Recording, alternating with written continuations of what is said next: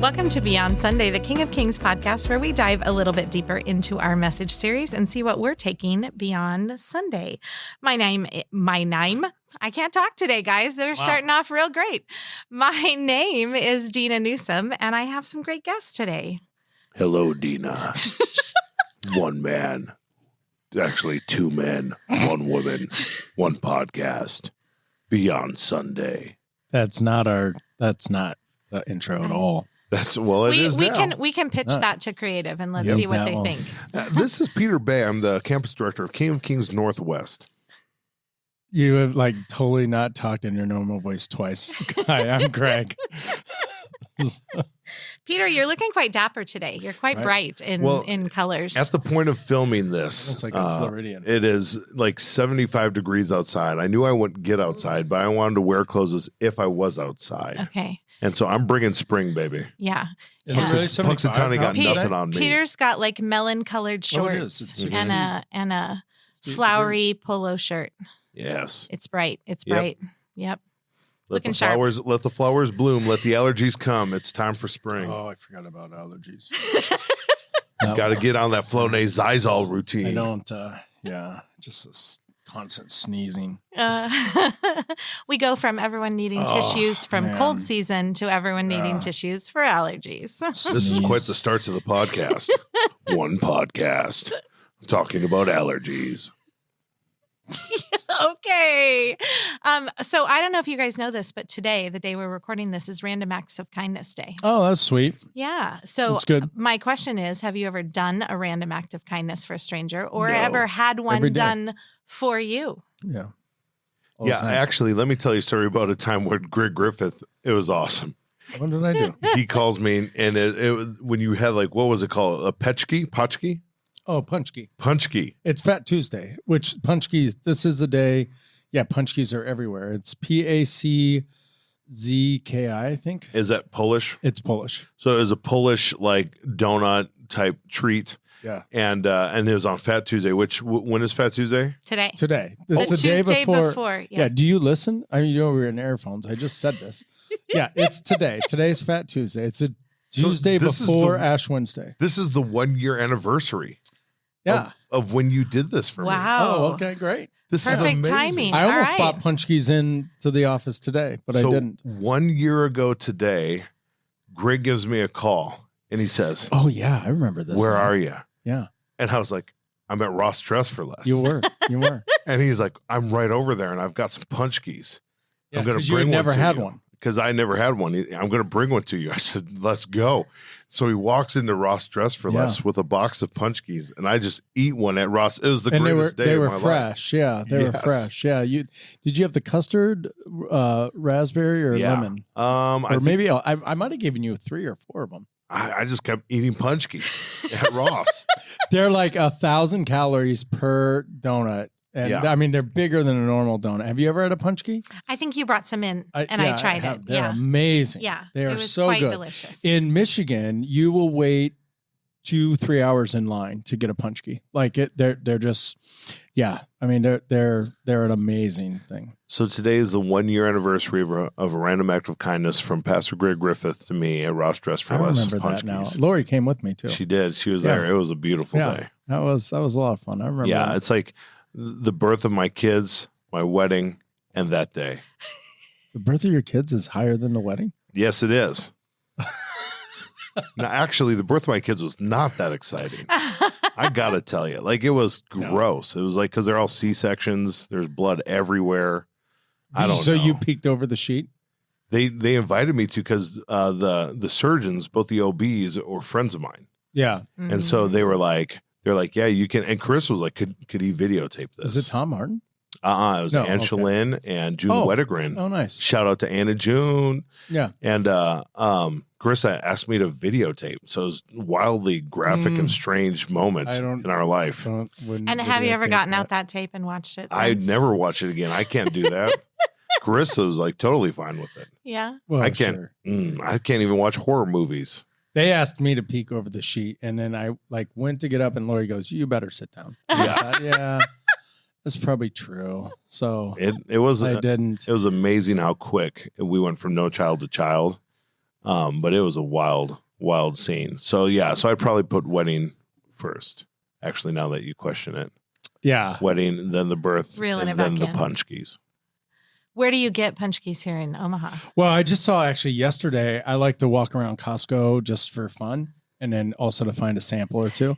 So yesterday they had a really good sample. Like they had a little tiny spicy hot dog, which was great. But they have them now at Costco. Ooh. So in the punchy thing. And then Baker's, because Baker's is a Kroger, which is out of the Midwest and heavily in the Michigan area, also has punchkis. Your best bet, if you can find like a little Polish bakery, I would assume the Lithuanian bakery might have something here. That would be really good. I really think like 30% of our podcast is talking about food. Oh, especially if I'm on it. 30% of my life is talking about food. and eating food. 30% of my life is not talking about food.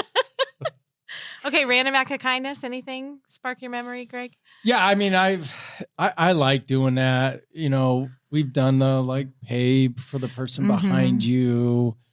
I don't know. Like, I feel like even today, like I just was walking into a restaurant and there was someone dropped their like fork napkin. And so I like picked that up. I feel like that's a random act of kindness because someone else didn't have to pick it up. And, but I think the most impactful, I mean, and this was just a really like, was great. We had a guy one time came into our church. His wife had passed away suddenly.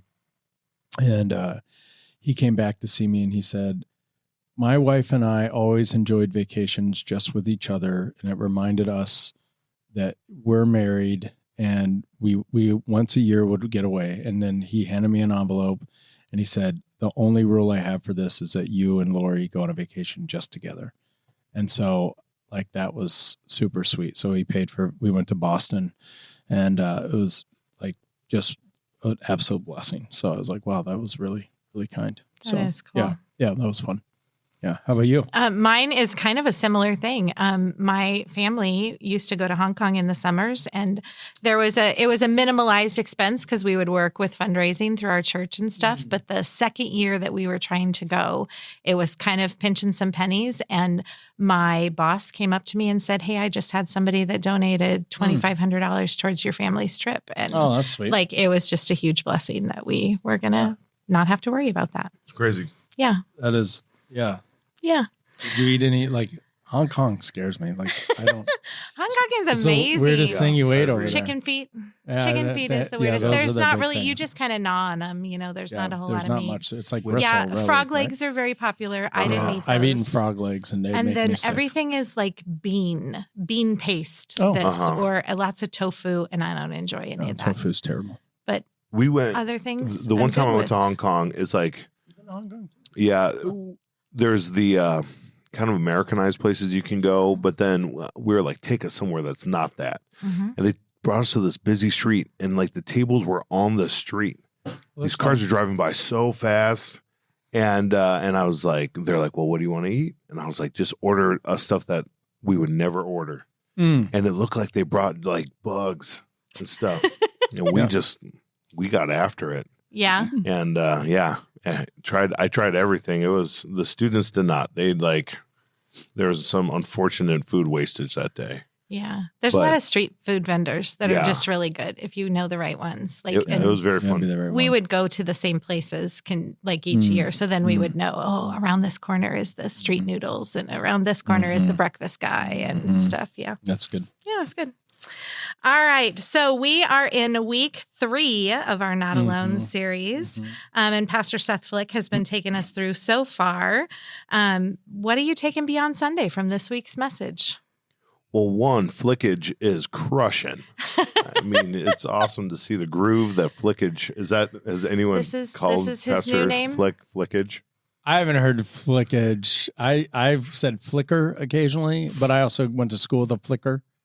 Like his that name was their actual name. Flicker. Yeah. So we called him I think Flick you guys for should short. just pick one right now. Yeah. And then I don't like everyone listening Flickage. should come and call Flickage Seth seems that. hard. Yeah. Well, anyway, I think the main takeaway for me is like surrounding myself with people who are willing to go against the current norms to stand up for God. And that can look a lot of different ways, just how important that is in my life. And it made me think about people in my life who are already doing that. I think of Marcus Nathan. I know that you film another podcast with him, but I've been part of a Bible study with him for Coffee Break Theology, dropping really shortly. Season 2 is on the way out. Just a little plug since you asked. Yeah, and it's fantastic stuff. So check it out. But Marcus and I have been doing one-on-one Bible study for probably over 8 years now. And now it's actually grown. We had 8 guys on Monday morning. And like just him, and there's several other people in my life. Another guy called Sean on the way to work today, just talking about faith, talking about family, and how grateful I am to have community around me that loves Jesus. Yeah, I think I've really enjoyed this series as well. You know, I'm really like just reminded of how important it is outside of your spouse. And I also think they need to be people of the same gender, same sex as you. And I think that's an important spot too, because you just need people that you really can be vulnerable, that will hold you accountable, that you can be raw with, and in that community that will just stand with you through thick and thin, and even standing in the fire with you also sometimes means like standing up to you, right? Not just up for you, but even standing up to you, and making sure you have those friends that can do that. And that they know that even if they say something that you don't like, it's not because they're against you, it's because they actually love you and they really care the most for you. And so yeah, it was good. Just really, to me, the point of being better together, you know, and that's kind of this whole series, but I felt like this one was more of the community and not just a one-on-one friendship, that it was really how we are just better in a group. That's jumped out at me. Okay, so Seth kind of started out his message talking about how a lot of people were saying 2025 was a dumpster fire. That, you know, it was a fire. The world was on fire. So how do you relate the idea of the world feeling it's like on fire? And how does the concept of community help mitigate that feeling?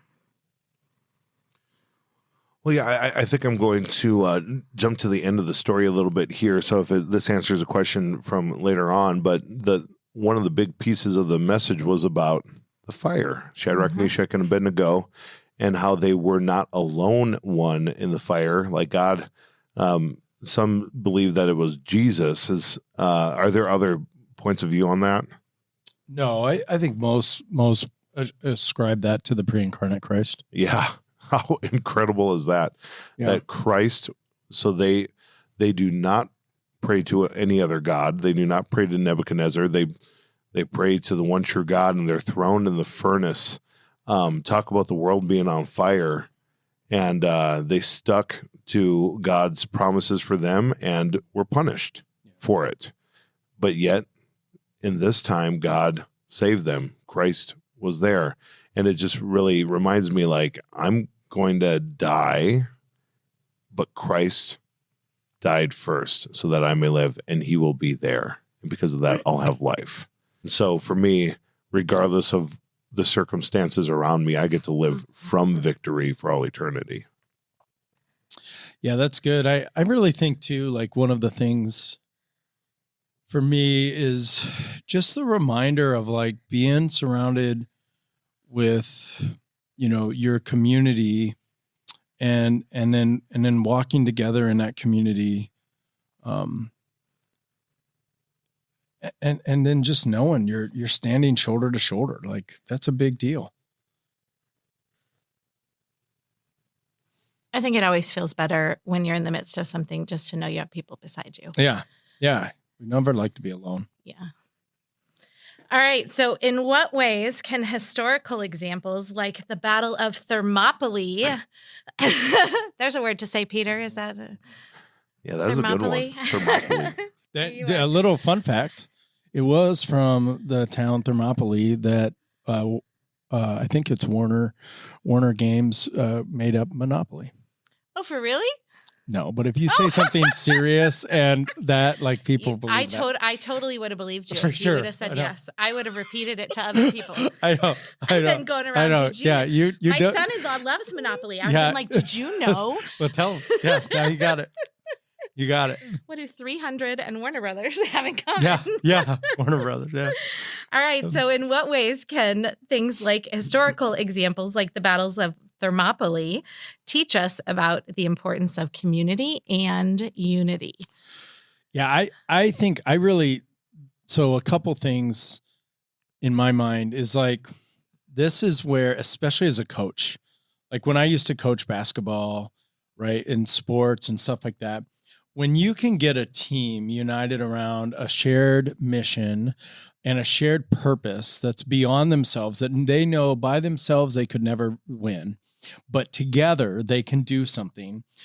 It just multiplies and it just gets going really well. And in that even like working together. And this reminded me of, I coached in East St. Louis. We did a Saturday morning basketball camp, was what I was doing at a local church down there. And we'd have this team, and man, they were some athletes. Like, they were some of the best individual athletes, fast as nails, could shoot the lights out, but they could not and would not play like a team. And then we played, I set up games. So we played Red Bud, Illinois, this junior high kids, Red Bud, Illinois. And so it was an all black team from Unity St. Louis, and then Red Bud, all white team.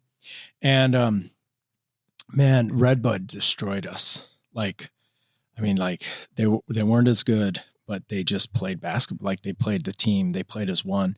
And man, we learned from that, and we kind of then learned formations, learned to trust each other and learned each other's roles. And the next time we played Red Bud, we destroyed them because we were much better. And so it was so much fun. So yeah, I think there's just that reminder of that. And so you're in this together, and you've got a shared mission, shared vision, and you got a shared community that's all for one another. That's really good. I'm looking up the Red Bud, Illinois middle school mascot. I don't know if it has a mascot. Yeah, it's got. Every school has a mascot. They do. The mascot for Red Bud, Illinois, specifically Red Bud Elementary Junior High, is the Red Dogs. The Red Dogs. That makes sense. Yeah. That is so funny. The Red Bud Red Dogs. Oh, I'll never forget that. Never forget that team. We were just a bunch of ragtag kids that just were playing. That's funny. Fun. I've been to Red Bud.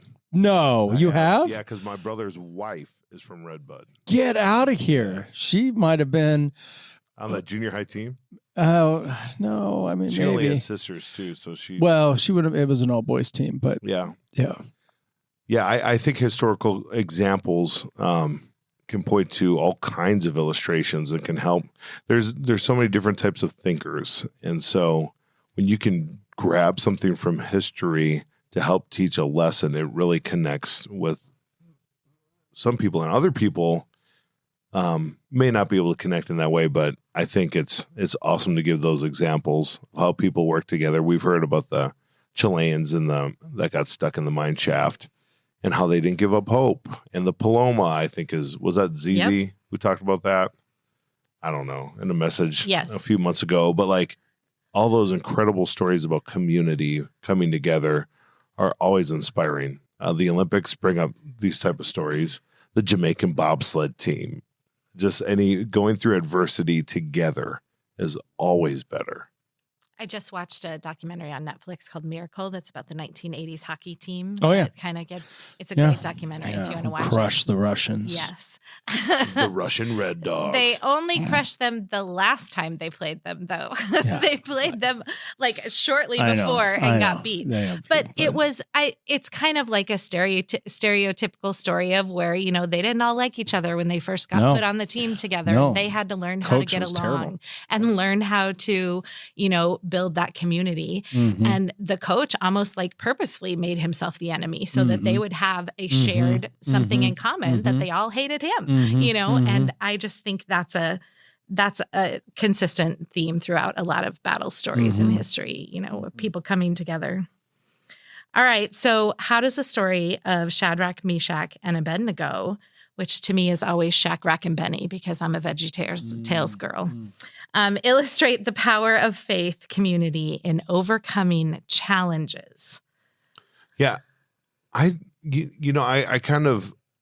that these weren't their birth names, but Pastor Seth talked about what their birth names meant, which were all like biblical and strong.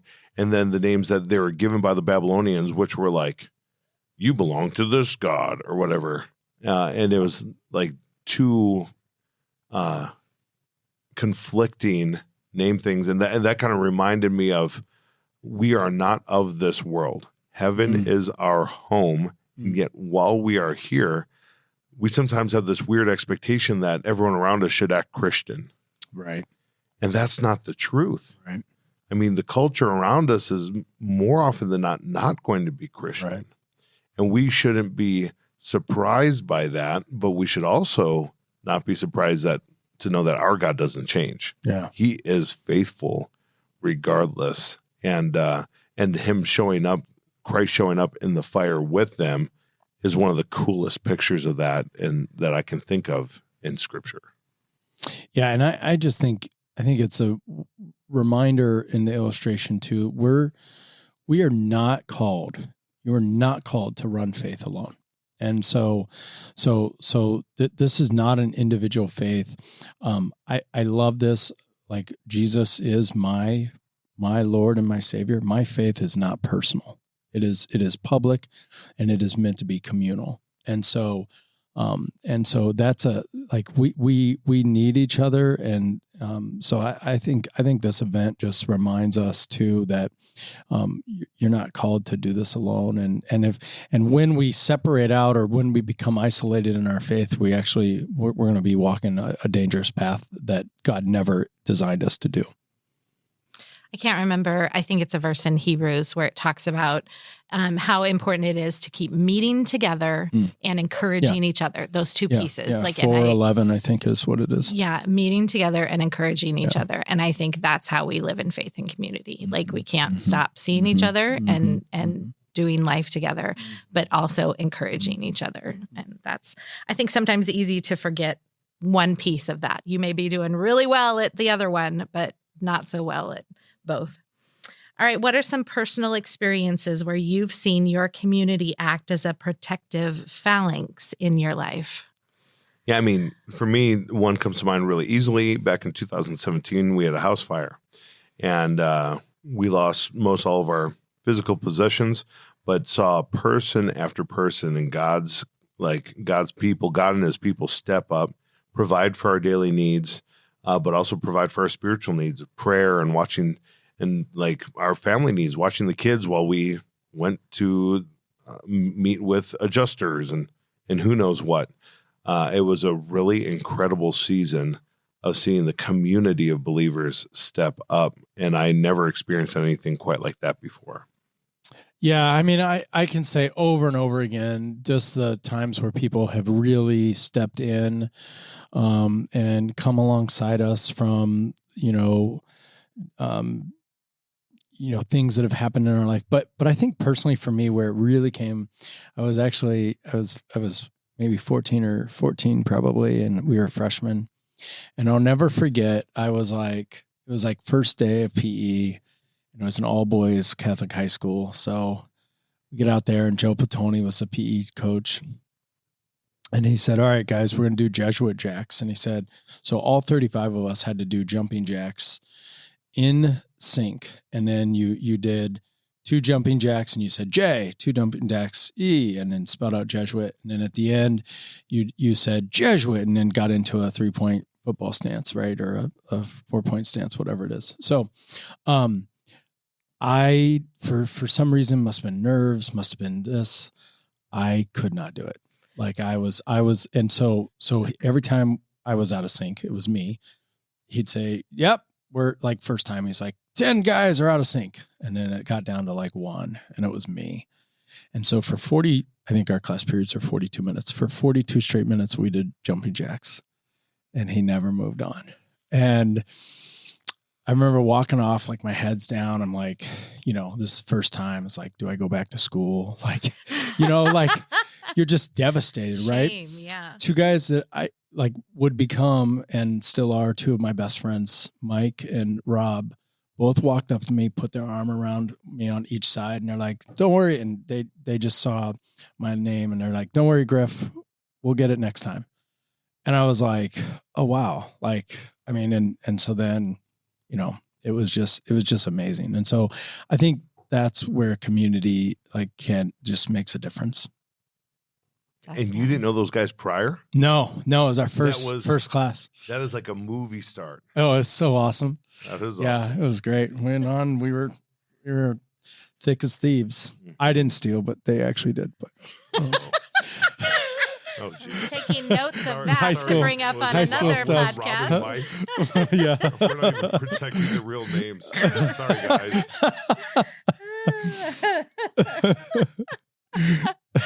So I'm like a phalanx, if you don't know, if you haven't watched the sermon yet, to kind of see, is like troops or a group of people that are like really tightly in a real tight format or formation.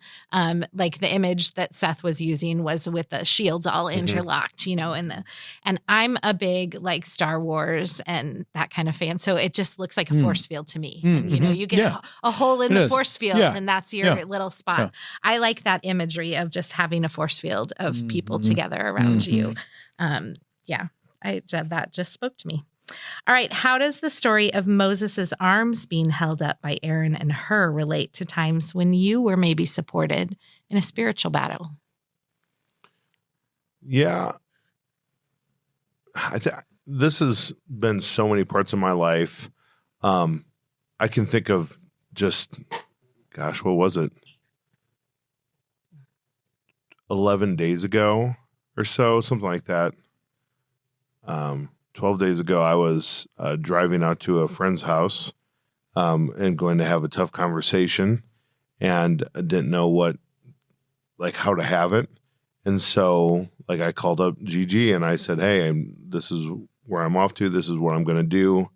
Give me some help here. What should I be praying for? And just to have someone outside yourself in those moments where it feels cloudy because emotions are high, to help give clarity can be so helpful. And I've got story after story about these, but I really didn't used to, because I used to try to figure them out on my own. But I think it was a while ago when I just came to the realization that people like to help, and they don't. It's not. I'm not. What's that phrase where you're nervous that you're gonna make it hard on somebody, or just like inconvenience.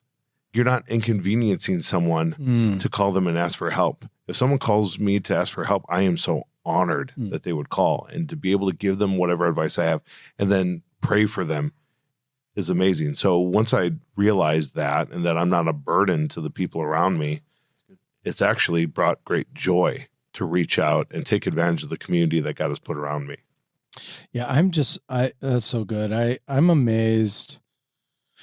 I mean, my mom battled esophageal cancer, maybe 2 years ago now. And I've still got people from King of Kings, from this community.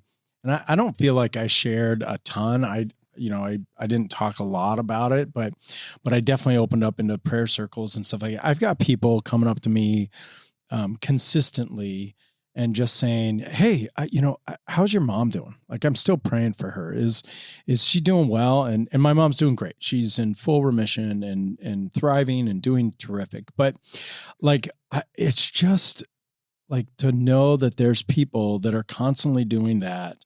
And that's what King of Kings, whether it's from our people, our congregation, our staff, our teams, I always say there's just something special here, because it truly is a a community of family. Like I feel like we're really a village where we're all walking together.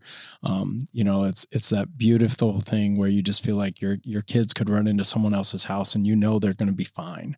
And I just feel like that's this place. And so it's truly special and unique. In 2015, which was a while ago now, I lost my mom in June of that year. And then in September of that year, my husband left. We were separated for the first time. And I can remember like going into the end of that year, just feeling like I still had to do everything. I was now a single parent and I was dealing with the grief of losing my mom and what was going to happen with my marriage, and just feeling so depleted. And I had a couple really good friends who would just check in with me. One of them would call me in the morning and one of them would call me in the late afternoon. And it really was, what do you need right now? Do you need me to pick up your kid? Do you need me to go grocery shopping? Do you need me just to pray for you? Do you need me to leave you alone because you're going to take a nap today, or whatever it was? And I think of that when the story about, Moses with his arms being held up, that imagery is, I really felt like I was being held up by my friends at that time. Sweet. Like I was just so emotionally depleted. And how God does that for us every day, that we need it. Yeah. Okay. So reflect on the significance of knowing each other's names, which is something that Seth really talked about within a faith community. How does this build a foundation for prayer and for protection? Yeah, I get to see this a lot. One of the things that I've tried to do for probably the last at least 10 years of ministry is be at the door whenever I can. And that doesn't always work on Sundays, but whenever I can, I try to be at the door to meet every single person I can, and I want to use their names.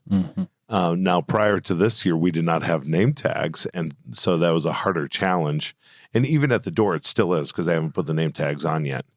But I remember this has come up a few times where someone new comes and we learn their name, and I introduce them to somebody else, and then on the way out, a couple people are already using their name and saying, Alexa, it was so good to meet you. And how'd it go today? Do you have any questions? And the impact that makes on people that they share with me, they say, I've visited 3 churches prior to this, and I didn't even get a hello. And you guys are using my name. And there's just power in that. I think my kids hate it because I always try to learn the names of the servers that we need and try to use people's names because I know it matters to say people's names. And then once you're using someone's name, I do think it opens up a little bit. Ultimately, relationship is what's going to build trust. But I think using someone's name from the jump helps in that direction and gives people a little bit more confidence when they have a need or prayer to come and actually ask for it. Yeah, I'm huge on using names. I always try to use someone's name with them. I'll ask them their name, and I think that's just an important part. I am the same way. My kids, my wife, I always ask the server what their name is, and mainly because I just want to know, and I use that name with them. And I think what it does is it just reminds them that like we're not alone. Like you're a person, I'm a person, and we have a name. And I mean, in a world that changes so much, like our name doesn't, and so like it's just something like consistent and steady and close and intimate, and names really matter. Well, and it helps you to see people as like people created in the image of God, and not the inconvenience between you and your casserole. Like if the meal's taking a while, I'm going to be less apt to get mad at Charles because he's just a guy doing his best. Yeah. But I am able to say, hey, Charles, is there any update on that meal? And most of the time, Charles, because we've been talking and I've been using his name, he'll say, let me go check on that. And it's like less adversarial all the way around, simply by us like getting to know each other even a little bit. Yeah. I have really enjoyed here at Millard. We just started using name tags at the start of the year. And that has been a big blessing to me. I've only been at King of Kings for a couple years. And I know there's a lot of people here that have known each other for 10, 15 years. And there was a gentleman that came up to me shortly after I started, before we had even launched the Northwest campus. And we were doing our visiting days at here. And he had just randomly asked me to pray for him. And I had prayed for him in that day, asked his name that day. And then I was at the Northwest campus for the better part of a year for a while, came back here, had seen him, kind of, nodded some acknowledgement. And the situation that he had asked for prayer for that day was he was dealing with an estrangement from his college-age daughter and struggling with that. So then almost a year later, he spots me in the corridor, comes up, gives me an update on the situation, asks me to pray for him again. Because he remembered me and remembered that I had prayed for him for that situation, felt bad to ask for his name again when I couldn't remember what it was. So I just prayed for him, did not use his name, did not ask. And then maybe once a month he'll stop by and kind of give me an update. And I didn't know his name until we started using name tags. And now I know his name. And I love that because then I can include him by name in my prayers that I pray at home and not just here with him. That's good. There's people that I just feel like you're worried about offending someone by asking their name. And we shouldn't be. Right. But it feels that way conversationally, or you feel like you should know their name. Right. And now it's kind of like a cheat sheet, but I feel like it does bring us, like the whole point is making this community feel smaller. And I think that it works. Yeah. And it's so funny. People often say, I'm great with faces, but terrible with names. And that is such a funny comment because it never works the other way. Where people are great with names and terrible with faces. I am great with names and terrible with faces. How can that even be explained? You give me a list of names. So for years, I've been in kids ministry before I came to King of Kings, years and years and years in kids ministry. And we would do registration for VBS or for a big event. And I would be looking at those names and creating name tags and putting groups together. And I would see their names over and over and over again. And then the first day of VBS, somebody would come up. I wouldn't know them from Adam. And they'd be like, "Hi, my daughter's name is Cecilia." And I'm like, "Oh, Cecilia Jones, and your mom is this, and you wanted to be with your friend Susie." And because I've looked at those names so much, but I got to say a week later, I may be able to pick their face out of a lineup, but I could tell you their name and how the weird spelling of it is or something. Well, sorry, Cecilia, that you were in a lineup a week after VBS. It feels like an ineffective VBS. Very true. We got to do better. All right. Final takeaways from this week's Not Alone message. Yeah. Surround yourself with people who are going to care enough about you to pray for you, to be with you, and to even call you out when that needs to happen. Yeah, I've got two guys that we text every day. What's the best thing from the day before, the worst thing from the day before, and a prayer for the day of. And, I just am super thankful for them because they definitely walk through the fire and on a mountaintop with me. So I just find your failings. Like that to me is just, something that stuck with me. That force field. Yep. Force field. No chips in it. All right, guys, thank you so much for being here. We are going to continue our Not Alone series next week with you, right, Greg? Yeah. Greg's preaching the next couple weeks. Here we go. So I'm looking forward to that. And until then, let's keep living our faith beyond Sunday.